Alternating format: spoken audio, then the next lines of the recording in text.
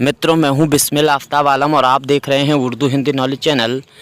आइए UGC net का जो एग्ज़ाम बचे हुए सब्जेक्ट हैं उनके लिए जो जनरल पेपर होगा उससे महत्वपूर्ण प्रश्न मैं आपके समक्ष रखूंगा प्रैक्टिस के तौर पे। जनरल पेपर के क्वेश्चन हैं। इससे पहले की वीडियो अगर आपने नहीं देखी है तो आप प्लेलिस्ट पे जाकर देख सकते हैं।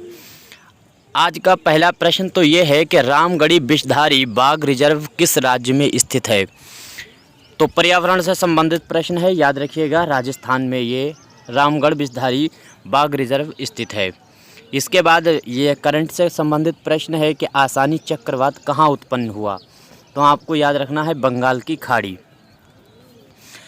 अगला प्रश्न है कि निम्नलिखित में से कौन सा एक कृमिक परितंत्र है। तो कृमिक परितंत्र कौन सा है, तो खेत, आपको याद रखना होगा खेत है। अगला है मॉन्ट्रियल प्रोटोकॉल निम्न में से किसके रक्षण से संबंधित है। तो ओजोन परत मोस्ट इम्पोर्टेंट क्वेश्चन है, ये आपको हर हाल में याद रखना है। मॉन्ट्रियल प्रोटोकॉल है निम्न में से किस जो है रक्षण से संबंधित है, तो आपको याद रखना है ओजोन परत। ओजोन परत का नाम आपको हर हाल में याद रखना है। इसके बाद में नाभिकीय शक्ति परियोजनाओं के अंतर्गत पर्यावरणीय प्रभाव जिनका अध्ययन किया जाना तथा हल निकाला जाना है वे हैं। तो ये चारों ऑप्शन आपके सामने जो उपयुक्त दिए गए हैं, तीनों ऑप्शन ये सही हैं। देखो, वायु, मृदा एवं जल रेडियोधर्मी प्रदूषण है। इसके बाद में रोपण जो है, और इसके साथ में पेड़ पौधे एवं जंतु समूह की क्षति, ये भी है इसी में शामिल। और साथ ही साथ में रेडियोधर्मी अवशिष्ट का निस्तांतरण। तो उपयुक्त ये सारे ऑप्शन सही हैं, एक बार आप अपने आप देख लीजिएगा। इसके बाद में अगला प्रश्न है किगाली समझौता किस संबंधित है। तो किगाली समझौता किससे संबंधित है, तो आपका उत्तर होगा ग्रीन हाउस गैस में कमी करने से होता है किगाली समझौता। अगला प्रश्न है कि राष्ट्रीय कृषि वानिकी अनुसंधान केंद्र कहाँ स्थित है। तो ये अभी हाल ही में बनाया गया है, झांसी, आपको याद रखना है, झांसी उत्तर प्रदेश। कृषि वानिकी अनुसंधान पूछा जाता है। अगला प्रश्न है हेलियोडोरस का बेस नगर अभिलेख संदर्भित है। तो ये किससे संदर्भित है, ये इतिहास से सवाल पूछ लिया है, केवल वासुदेव से। ये इतना इम्पोर्टेंट क्वेश्चन नहीं है। अगला देखिए जो आपका काम का हो सकता है, ब्रिटिश पार्लियामेंट में चुना जाने वाला प्रथम भारतीय कौन था। तो ये दादा भाई नौरोजी का आपको नाम याद रखना। ये पहले भारतीय हैं जो ब्रिटिश पार्लियामेंट में चुने गए थे। अगला सवाल है कि साइमन कमीशन भारत किस वर्ष आया। तो ये सन आपको याद रखना है 1928। अगला है ब्लू मून परिघटना होती है। तो ब्लू मून जो घटना है वो होती है कब, जब एक ही माह में 2 पूर्णिमा हों। अगला प्रश्न देखिए, निम्न में से सुमिलित करना है। तो झील एक तरफ है और दूसरी तरफ राज्य दिए गए हैं, कौन सी झील किस राज्य में है। तो आप इसको एक बार अपने आप देख लीजिए, सुमिलित करना है। तो इसमें देख लिए लोनार झील है जो महाराष्ट्र में है। नक्की झील आपको याद रखना है, ये राजस्थान में है। और जो है पुलकट झील, ये आंध्र प्रदेश में, यहाँ से याद रखिएगा। और यहाँ पे इन्होंने सिर्फ एक ऑप्शन सही माना था, वो है कोलेरू झील जो है वो भी आंध्र प्रदेश में है। तो आप इसको मिला लीजिएगा एक बार। इसके बाद में बंदी बनाए गए व्यक्तियों के मौलिक अधिकारों की रक्षा किस अनुच्छेद से प्रदत्त है। तो बंदी बनाए गए जो व्यक्ति हैं उनकी मौलिक अधिकारों की रक्षा अनुच्छेद 22 में उल्लिखित है।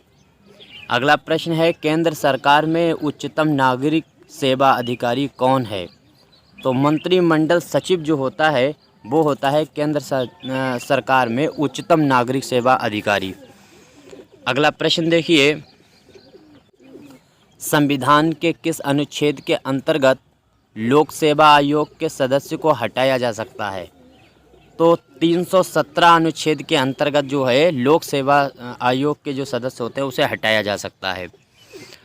अगला प्रश्न है, भारत में 8 कोर सेक्टर में किसे शामिल नहीं किया गया? तो 8 कोर सेक्टर जो है उसमें रसायन को शामिल नहीं किया गया, बाकी ये कोयला है, विद्युत है, उर्वरक है, ये सब शामिल है। अगला प्रश्न है कि निम्नलिखित में से कौन सी शोध विधि में, बहुत इंपॉर्टेंट क्वेश्चन है, शोध विधि में स्वतंत्र चरों को आश्रित चरों पर उसके प्रभाव को देखने एवं मापने के लिए व्यवहार में लाया जाता है? तो प्रायोगिक विधि जो होती है वो होती है स्वतंत्र चरों को आश्रित चरों पर उनके प्रभाव को देखने एवं मापने के प्रयोग में।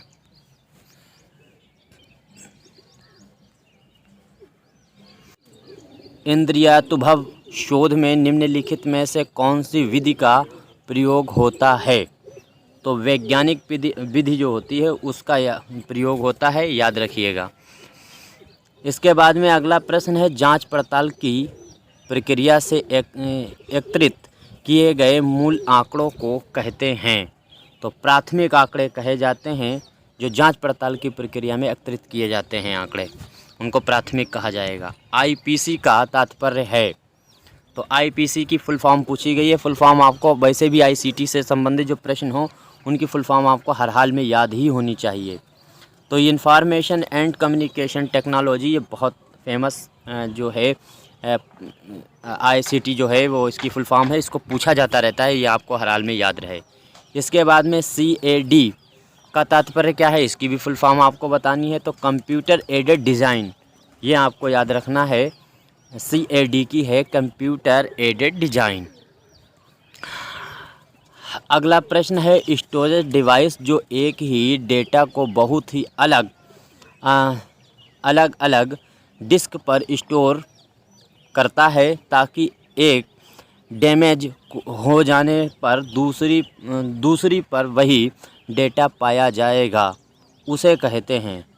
तो आपको याद रखना है, उसे कहते हैं रैड। अगला प्रश्न है, 1 टेराबाइट किसके बराबर होता है? तो आपको याद रखना है 2² 20 मेगाबाइट।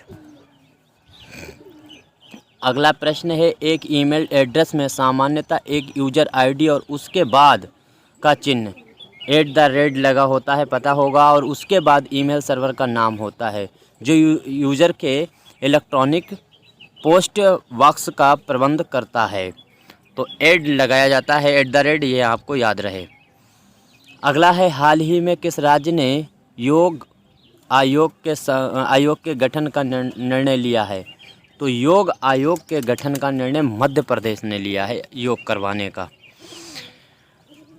अगला प्रश्न है, 21 जून 2022 को 8वें अंतर्राष्ट्रीय योग दिवस के अवसर पर प्रधानमंत्री मोदी जी ने कहां पर सामूहिक योग अभ्यास का नेतृत्व किया? तो मैसूर में इन्होंने योग अभ्यास का नेतृत्व किया है। अगला प्रश्न है कि मार्च 2022 में अंतर्राष्ट्रीय श्रम संगठन ILO, यहाँ पे 2 बातें याद रखिए। ILO का अगर हिंदी रूपांतर पूछा जाए, उसका नाम पूछा जाए तो अंतर्राष्ट्रीय श्रम संगठन होता है। तो इस तरह से अंतर्राष्ट्रीय श्रम संगठन का 11वां महानिदेशक किसे चुना गया? तो ये नाम आपको हर हाल में याद रखना है, गिलबर्ट F. होंगवो।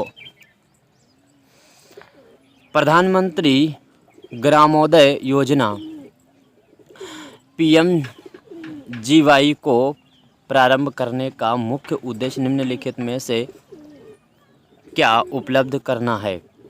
तो मूलभूत ग्रामीण आवश्यकताओं की प्राप्ति के लिए इसको चालू किया गया है। अगला सवाल है कि कक्षा का मुक्त, ये दोनों बहुत इंपॉर्टेंट प्रश्न हैं, आप अपने आप भी एक बार देख लीजिएगा। कक्षा का मुख्य वातावरण जहां अध्यापक एवं छात्र आपस में सहभागी होते हैं और एक दूसरे का ध्यान रखते हैं, ऐसे वातावरण में कौन सा शिक्षण स्तर सहायक होगा? तो विमर्श स्तर या चिंतन स्तर इसमें बहुत बड़ा सहायक होगा। अगला प्रश्न है, सामान्यकरण योग्यता के लिए संभावना की खोज पर केंद्रित होने के साथ निम्नलिखित में से कौन सा शोध का प्रकार मुख्यतः सैद्धांतिक प्रगति के प्रयोग पर लक्षित होता है। तो जो है अनुप्रयुक्त शोध जो होता है वो होता है अनुप्रयुक्त शोध। तो इस तरह से 30 क्वेश्चनों पे मैंने आज प्रैक्टिस के तौर पे आपके समक्ष रखे हैं। उम्मीद करता हूँ अच्छे लगे होंगे। अगर इनमें कोई गलत हो गया हो तो ज़रूर बताइएगा। अगर आपका कोई मशवरा है तो ज़रूर बताइएगा। धन्यवाद।